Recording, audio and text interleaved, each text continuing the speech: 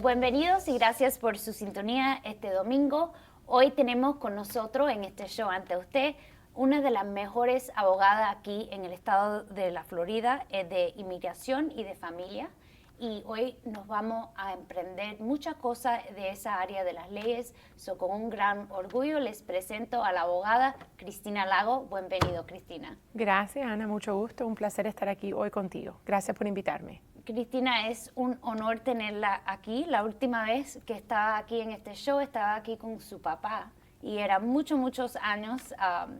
Eso, para nuestros televidentes, ¿nos puede decir quién es Cristina, de dónde eres y por qué decidiste estudiar la ley?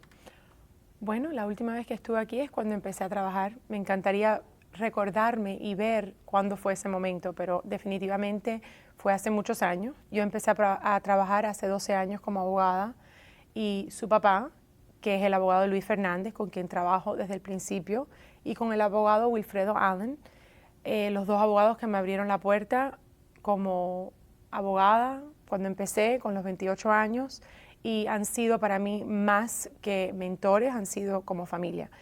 Y usted también, una muy buena abogada que he tenido el gusto de trabajar con usted en casos.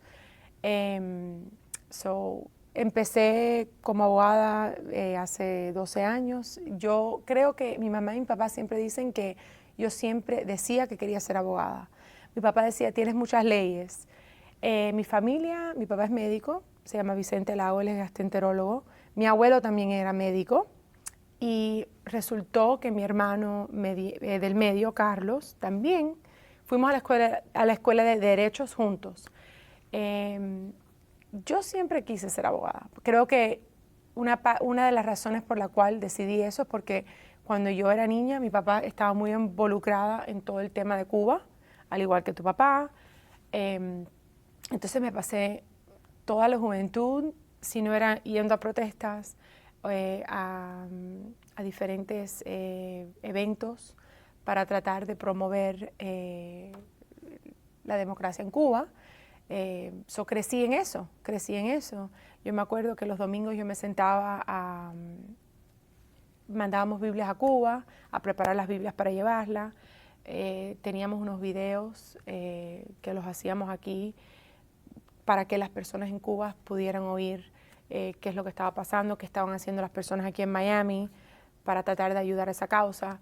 Y nosotros nos pasábamos el día poniéndolos en diferentes cassettes, como si eran cosas de niños o videos, películas normales, pero en realidad eran estas personas de la comunidad que se han pasado 30, 40 años peleando por la democracia en Cuba. Yo crecí en eso. Mi mamá siempre me vestía, me decía, vamos a ir aquí a marchar o a protestar o a ayudar a cualquier persona que estaba tratando de hacer un movimiento por la democracia en Cuba. Creo que yo siempre quise ser abogada. Entonces, Wilfredo Allen me abrió las puertas cuando empecé y él tiene una práctica de inmigración, empecé con inmigración. Nunca he mirado hacia atrás. Honestamente, para mí este trabajo es más que un trabajo. Todos los días me despierto y soy muy feliz y me siento muy bendecida de tener esta oportunidad. Cada caso es diferente, cada día es diferente, siempre aprendes algo nuevo. Cuando piensas que lo has visto todo, te viene un caso y dices, wow, ¿cómo puedo ayudar a esta persona? Entonces, también en este bufete de abogados he conocido a otras abogadas y abogados que hacen otras ramas de ley, que me he expuesto a eso, y que muchas veces la inmigración tiene otros ramos que hay que lidiar con eso, como familia o temas de guardería. Como te digo, me encanta y estoy en estos 12 años y para mí no es un trabajo. Empecé con Willie Allen y estoy en la misma oficina, muy feliz. Y nosotros teníamos muchos casos juntas y yo he aprendido muchísimo de usted y muchísimas gracias por eso.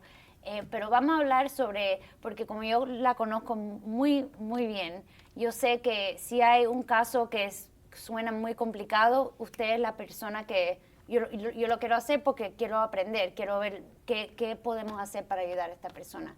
¿Nos puedes hablar sobre un caso reciente, quizá que usted tienen este momento que cuando vino a su oficina era como que, ¿cómo voy a ayudar a esta persona? Pero está echando para adelante. ¿Nos puede hablar? Gracias a Dios hay muchos casos ahora y hay muchos casos interesantes. Por ejemplo, en el tema de inmigración, ahora el tema grande es, hay muchos cubanos que están viniendo y en los últimos varios años los cubanos vienen de muchas maneras, vienen por México, vienen por el mar, y hay muchos programas porque han habido muchos cambios. Inicialmente, durante Trump, tenían que estar fuera en el programa de MPP, esperando sus asilos afuera. Después hubo un cambio donde les daban parol, después quitaron el parol. Por ejemplo, ahora me acaba de llamar una familia que entró una lancha con 12 personas.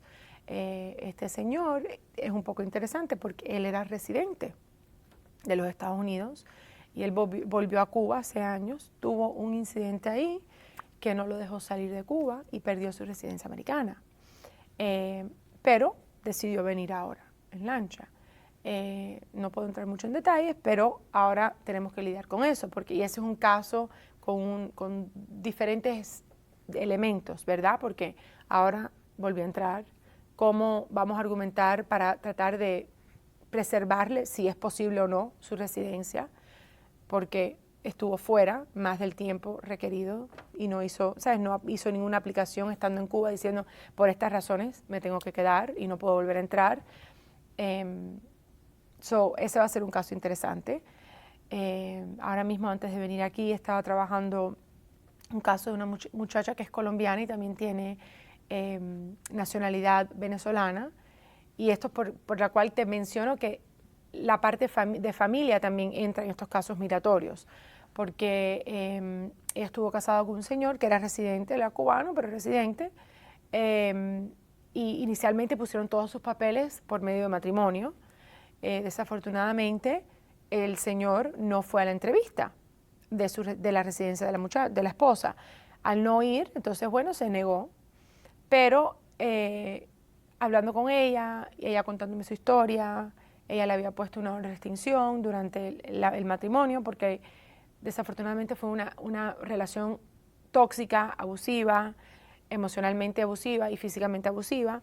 Entonces yo le dije, mira, tienes la oportunidad de aplicar para otro alivio migratorio que se llama el VAWA, porque estuviste casada con una persona que es residente. Eso aplica para esposa o esposo residente o ciudadano y que tú has sido la víctima de un abuso, aunque solo fuera psicológico, emocional.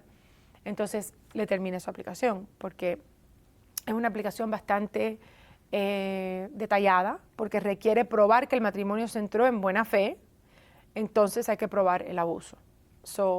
Ella fue a psicólogos, también yo le divorcié a ella también. Ahí es donde viene el componente del matrimonio, porque ella me dijo, me quiero divorciar de él, entonces yo también le ayudé con eso. ¿Es posible divorciarse si tiene una aplicación pendiente con inmigración y no es residente? Vamos a suponer que yo estoy casada, no soy residente, pero tengo una aplicación pendiente y me quiero divorciar. ¿Eso afecta la aplicación que está pending o qué pasa? Okay. El caso de ella, la aplicación que ella tiene pendiente ahora es basado en esposa, en este caso ex esposa, de un residente de los Estados Unidos. Ella puede poner esa aplicación siempre y cuando no sea más de 2 años de haberse divorciado. Pero, no sé si esto es lo que usted se refiere, cuando haces una petición familiar tienes que estar casada, obviamente. Pero hay muchas cosas, porque acuérdate, típicamente cuando tú aplicas por medio de un matrimonio te dan lo que es una residencia condicional. Y al tiempo, al año y unos días, tienes que removerte las condiciones. Entonces, hay muchas personas que el matrimonio no les va bien. Entonces, nosotros en la oficina siempre decimos, si el matrimonio no está bien, divórciate y aplica para removerte las condiciones como una persona divorciada. Porque cuando vas a removerte las condiciones, estando casada, tienes que probar que el matrimonio está bien, tienes que dar evidencias, documentaciones de arrendamiento, contrato de arrendamiento, cosas que tienen juntos, el matrimonio tenía que haber seguido, pero tienes la habilidad legalmente de aplicar como una persona divorciada. Y obviamente que si aplica y el matrimonio no está bien, si la otra persona no se aparece, entonces niegan la petición. Ese es otro riesgo, el cual yo siempre digo, mira, mejor divórciense.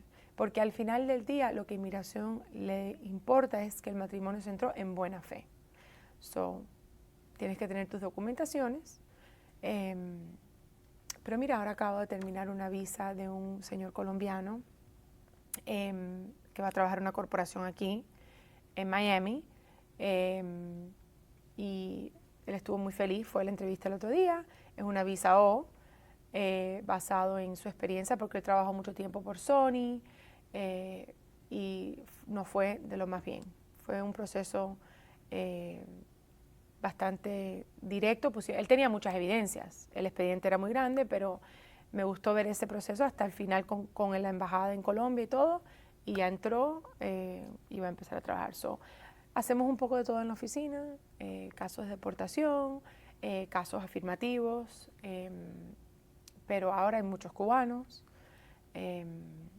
y siempre hay cosas interesantes que pasan en las aplicaciones que tú dices, wow, no me esperé esto, o el juez o el fiscal vio un dato y el caso cambia. Por ejemplo, esta semana, el martes, estuve en Pompano, una de las cárceles y centros de detenciones, centro de detención que tiene una cárcel, el juez trabaja en esa cárcel, más difíciles, uno de los jueces más difíciles.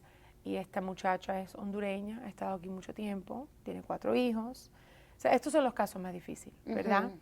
Porque en este caso, ella tenía una ventaja que muchas personas desafortunadamente no tienen. Estaba casado con residente, está casado con residente.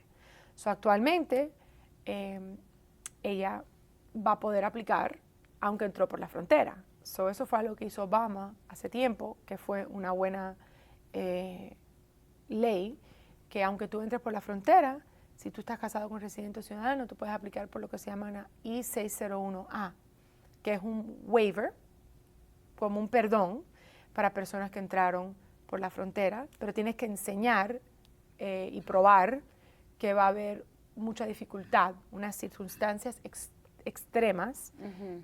Si tú eres deportada por tu familia americana. Y el caso de ella, tiene 3 hijos americanos, el esposo residente, pero cuando uno está enfrente del juez con una persona detenida, uno siempre trata de aplicarle para todo el alivio migratorio. So, ella también le va a hacer un asilo, aunque el asilo va a ser más difícil porque no aplicó durante ese año uh-huh. de haber llegado. Ella como que abandonó su caso, no hizo nada y tuvo un incidente pequeño donde inmigración la cogió y ahora está detenida, pendiente una fianza, que las fianzas ahí son difíciles. Esa corte es muy fuerte. Mencionaste un perdón, una ley que le da perdón aunque la persona que quiere aplicar entró en una manera que no era legal. Las personas que aplican, ¿cómo es que ellos hacen este proceso? Porque yo me imagino que ellos tienen miedo porque a la misma vez está diciéndole a la inmigración, mira, yo estoy aquí ilegalmente. So, no es es difícil de tratar de hablar con un cliente, decirle, mira, esta es la única manera que podemos hacerlo, y entender el miedo que ellos quizás tienen. No, muy buena pregunta. So, el ejemplo que le di ahora de la muchacha que está detenida, ella no le queda de otra, porque ella está en la cárcel. Ya está en la cárcel, ya inmigración conoce de ella. Pero hay personas, ahora cuando dijiste eso me recuerdo mucho de una señora que yo he querido mucho y me hice amiga de ella, una clienta, donde es un poco diferente, pero es otro alivio migratorio que ella quería pedir, pero el mismo concepto, que ella no tenía manera de hacer sus papeles en esos momentos, porque ella entró por la frontera, eso fue antes de la ley. Entonces yo me reía con ella porque decía, yo quiero estar en el radar de inmigración, me voy a ver si estoy caminando por la calle. Le digo, no señora, le dije, hay ciertas leyes que tú solo aplicas si tú estás en corte, si ya te están deportando, ya estás en un proceso. Eventualmente vino la ley de Obama y su esposo era ciudadano y ella aplicó para ese perdón. Ella estuvo súper feliz porque tuvo que viajar 10 días y volvió y ya tenía su residencia. Pero sí, si tú no estás en un proceso de corte, donde tú tienes que tratar de resolver, para poder salir de la corte, de la cárcel, para poder decir, ok, tengo un estatus, porque si tú no tienes un estatus y tú no le pruebas al juez que calificas para algo, vas a tener que irte, vas a ser deportada o puedes aceptar una departadura voluntaria. Pero yo siempre soy honesta con los clientes y le digo, mira, este proceso tiene un riesgo. Pero uno, cuando van pasando los años, mides los riesgos basados en los casos que has tenido. Y ese es siempre uno que decían las personas, o que me lo dicen. Ay, pero ¿qué pasa si viajo para allá y no me dejan entrar? Ok, cuando uno viaja para allá, uno ya tiene su cita. Uno va unos días antes, tienes que hacerte los exámenes médicos allá. Ya estás en el sistema, ya tienes tu I-130, la petición familiar aprobada, ya tienes tu perdón aprobado, porque ese proceso es aquí.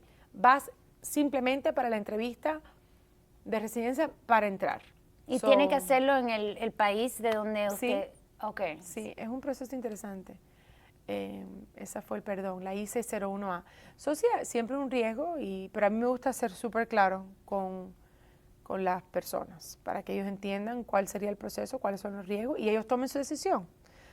Porque inmigración tiene muchos tipos de casos, y no todo el mundo califica para lo mismo. Y también hay mucha información que las personas oyen y creen que algo es de una manera y cuando les explicas su caso específico es diferente. Hasta ese momento tienen que entender de A a C cómo se va a mover el caso. Pero hay muchos casos interesantes. Ahora en estos momentos, como te mencioné, los cubanos están pasando un tiempo fuerte porque la ley es tan diferente para todo el mundo. Ha venido momentos donde le dan parola a todo el mundo que entra. Hay gente que entra esposo y esposa y a uno le dan parola, a otro no. Y como tú sabes, la ley de ajuste cubano, que está en lugar hace muchos años, solo puedes aplicar para el ajuste cubano si tienes un parol. Muchos cubanos están haciendo asilos porque no tienen otras opciones. Y explícanos, ¿qué es parole? Ok, es un documento legal para entrar a este país. Y eso se le da a las personas hasta cierto punto a discreción al deportador, a la persona que está en la frontera. Hay muchos diferentes tipos de parol, pero es necesario para estar aquí en los Estados Unidos. Es una entrada legal. Okay. No voy a decir que es necesario para en algún momento legalizarte. Obviamente hay personas que tienen unas entradas ilegales que se pueden legalizar por medio de un asilo o el perdón ese que te mencioné, o la VAWA que te mencioné. La VAWA no importa cómo te entraste, o si fuiste víctima de un crimen para una visa U. Hay ciertas aplicaciones que no les interesa cómo tú entraste, pero hay otras que sí. Y el Cuban Adjustment Act requiere una entrada legal. Entonces, ¿qué ha pasado? Todos los cubanos se han tratado de diferentes maneras. Tienes cubanos que tienen parol, que no tienen parol, que tienen parol por 2 días, que tienen parol por 1 mes. ¿Y quién decide? El oficial de inmigración en la la persona que frontera. te toca. Okay. Obviamente yo no puedo decir que yo conozco esto porque yo no he estado en la frontera, pero hay testimonios de personas que dicen, yo vine con mi esposo, yo vine con mis hijos, a ella le dieron parol, a mí no me dieron parol. Qué horrible. Eso es muy complicado. Ahora, obviamente, rarísimo, las personas que están entrando por mar tampoco le dan parol. Todo está siendo aplicado diferente, vamos a ver, va a ser muy curioso ver cómo se resuelven estos casos. Y también es un concepto difícil para los cubanos, considero yo, cuando le dices debes de hacer tu asilo para protegerte, porque si no aplicas para el ajuste cubano, debes de tener algo pendiente en la corte, y obviamente vienes de un país comunista, pero al final del día es importante entender que los jueces, la ley de asilo es igual para todo el mundo, y tienen que aplicar la ley igual, y tienes que enseñar el mismo nivel de persecución si eres venezolano, cubano, hondureño. Tienes que calificar para la ley y tienes que tener documentos. Y muchos cubanos no tienen esos documentos, no entran a este país con los documentos requeridos para obtener un buen asilo, un viable asilo. Háblanos sobre eso, porque yo entiendo que hay documentos que cuando usted entrega una aplicación tiene que ajustar las pruebas. ¿Qué tipo de prueba, si vamos a suponer que yo soy una cliente suya y yo vengo a la oficina, necesito ayuda por un asilo, qué tipo de información o documentos usted me va a pedir para incluir en la petición? Ok, los documentos biográficos, obviamente, enseñar que naciste en el país donde estás, donde dices que naciste. Si tienes un pasaporte, típicamente en la frontera te aguantan tu pasaporte, pero si tienes una copia. Y después, los documentos para respaldar por qué viniste a este país. Y esa es la parte difícil, porque acuérdate, mucha de esta gente vienen de Nicaragua y van haciendo esa trayectoria por todos esos países, pierden documentos o no los traen o no los pudieron conseguir, porque esa es la parte interesante cuando uno va enfrente del juez y le dice, ¿cómo yo voy a conseguir papeles de un gobierno que está es el que le está causando daño a estas personas? Ellos no te van a dar copias de las citaciones, documentos diciendo que ellos pusieron a esta persona en la cárcel 62 horas o que le metieron golpes. No van a, ¿sabes? La gente tiene miedo, si vas a un psicólogo o si vas a un hospital, darte esos documentos. Las personas tienen miedo, porque cuando tú vives debajo de un régimen comunista, no van a querer, ¿sabes? Le da miedo las repercusiones que ellos pueden sufrir al dar esos documentos. Ese es un problema. Muchos cubanos vienen aquí sin ningún documento. Y vamos a suponer que yo vine acá y estoy aplicando por asilo. Documento que quisiera me van a ayudar, puede ser documento de otros doctores que yo vi cuando yo llegué aquí en los Estados Unidos. Definitivamente. ¿Y cómo ayuda eso? Para enseñar la persecución futura que tú quizás sientas, también para dar un documento oficial de un médico licenciado aquí en los Estados Unidos para sustanciar el argumento de que tú sufriste esos daños, que quizás tienes una trauma psicológica. Correcto, siempre es bueno tener documentos de médicos, porque así es más difícil para el juez decir, es solo su historia, no tiene algo para corroborar, porque obviamente la historia de la persona y la credibilidad en su testimonio es muy importante, pero si tienes documentos, ayuda. Vamos a ver, muchos de estos asilos de los cubanos no han llegado al final, porque ese es otro problema. Las cortes están muy llenas. Estás hablando de casos que se van a oír para sus primeras o segundas audiencias en el 2025. Wow. El 2026. Inmigración típicamente tiene 3 audiencias pequeñas y después tiene la audiencia final.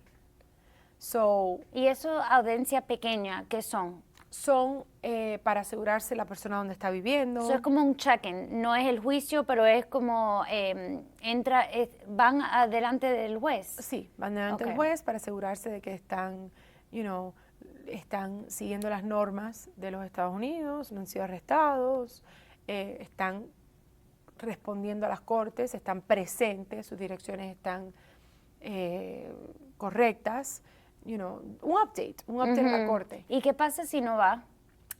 Les da una deportación en abstention. Entonces se acaba y puede estar deportado. Deportado. Y cuando estamos esperando para el juicio, para ese último, después de las 3, que usted mencionaste que va a ser en unos cuantos años, esa persona todavía está en los Estados Unidos esperando la fecha para deportación, o ¿cómo funciona eso? Están esperando su fecha final, su individual hearing, la y última pueden corte. estar aquí legal. Pueden estar aquí renovando su permiso de trabajo, renovando sus licencias de conducir, hasta que le toque esa corte. Y también, por ejemplo, esta muchacha que te mencioné esta mañana, que termine su caso de la petición de la violencia doméstica por el esposo residente, ella está en corte.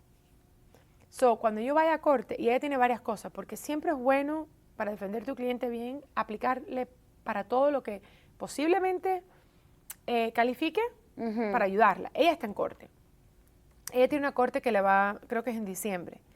Ella es venezolana, yo le hice a ella el TPS. Está pendiente eso. La petición está por el esposo abusivo.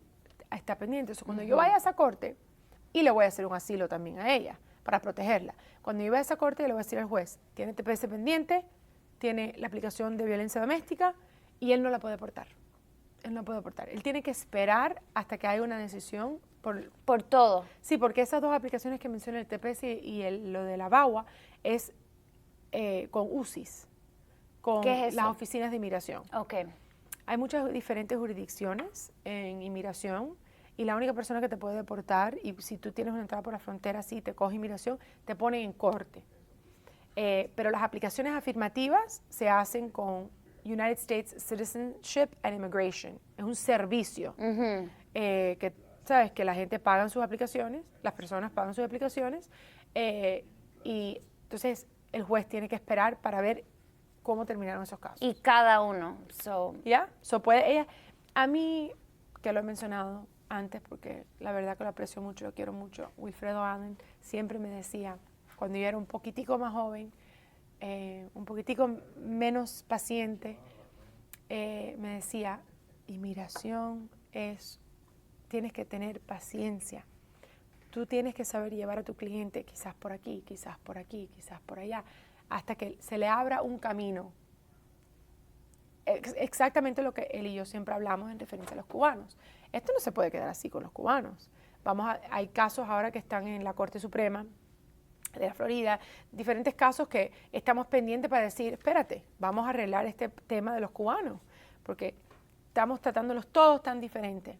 Y nos está hablando, fuera de la parte legal, tenemos que ver la parte de este país y por qué hacemos cambios a la ley, porque es muy costoso para los taxpayers. Tenemos que arreglar este sistema. Hay muchas personas entrando por la frontera que no están resolviendo sus casos. Siempre hay, como me decía Willy, siempre cada 10 años inmigración pasa algo, pasa una ley que resuelve los problemas de los inmigrantes. Sí, bueno, Cristina, ya se nos está acabando el tiempo. ¿Ya? Muchísimas gracias por estar con nosotros. Si tienes últimas palabras para nuestros televidentes. Gracias por tenerme aquí, Ana. Lo pasé muy bien. Los aprecio a ustedes mucho, a la familia Fernández. Y si tienen alguna pregunta, me llaman. Bueno, con gracias. gusto los ayudo. Muchas gracias, Cristina, y a ustedes hasta la próxima semana.